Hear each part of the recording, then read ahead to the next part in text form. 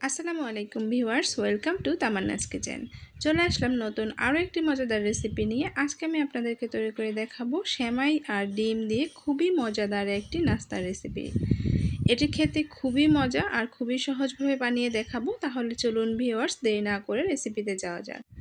তো এখানে আমি বনফুলের একটি লাচ্চা সেমাই নিয়ে নিয়েছি। আপনারা যে কোনো ব্র্যান্ডের সেমাই নিয়ে নিতে পারেন।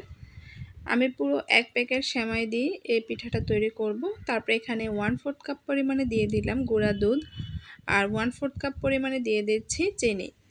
যদি মিষ্টিটা আপনারা বেশি খেতে চান তাহলে চিনির পরিমাণটা আরেকটু বাড়িয়ে দিবেন। এখন এই সবগুলো শুকনো উপকরণ হাতের সাহায্যে একটু ভালো করে মিক্স করে নেব।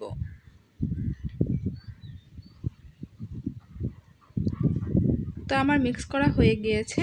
এখন আমি এর মধ্যে একটি ডিম দিয়ে দিব।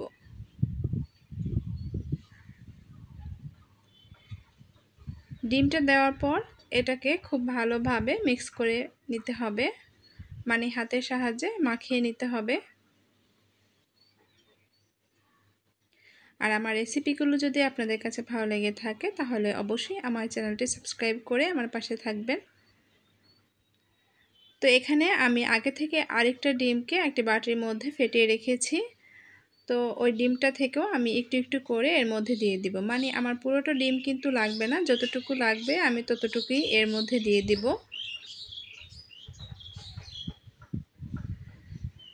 তারপরে এটাকে মাখতে মাখতে যখন দেখবেন হাত দিয়ে মুঠ করলে এরকম দলা পাকে যাচ্ছে, তখন মনে করবেন যে এটা হয়ে গিয়েছে।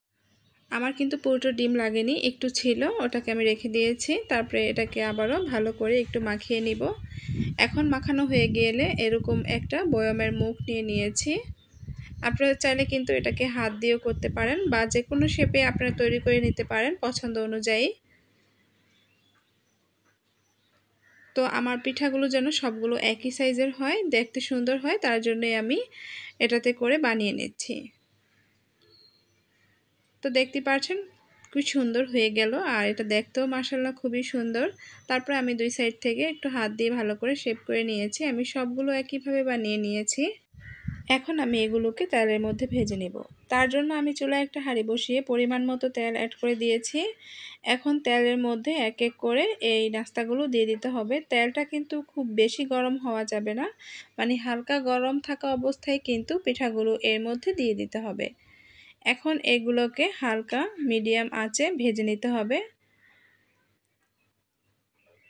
চুলার আঁচটা কিন্তু মিডিয়াম টু লো আঁচে রেখে এই নাস্তাগুলো ভেজে নিতে হবে, তা না হলে কিন্তু উপর থেকে পুড়ে যাবে, তখন খেতে ভালো লাগবে না। আর এখন পর্যন্ত যারা আমার সাথে আছেন কিন্তু একটি লাইক দিতে ভুলে গিয়েছেন, আশা করছি একটি লাইক দিয়ে ভিডিওটি কন্টিনিউ করবেন। আপনাদের একটি লাইকে আমাকে পরবর্তীতে আরও নতুন নতুন ভিডিও বানাতে উৎসাহিত করে। তো দেখতেই পাচ্ছেন এগুলোকে আমি খুব সুন্দর করে হালকা ব্রাউন কালার করে ভেজে নিয়েছি। এখন আমি এগুলোকে তুলে নিব।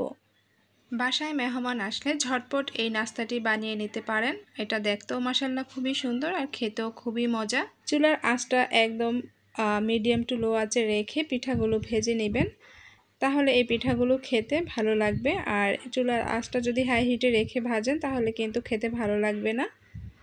তৈরি হয়ে গেল আমার মজাদার সেমাই আর ডিম দিয়ে খুবই মজাদার এই নাস্তাটি। অবশ্যই বাসায় একবার হলেও এভাবে ট্রাই করে দেখবেন। এটা উপর থেকে খুবই ক্রিস্পি আর ভিতরটা সফট আর অসাধারণ লাগে খেতে। তাহলে আজকের মতো এখানে বিদায় নিচ্ছি। আল্লাহ হাফেজ।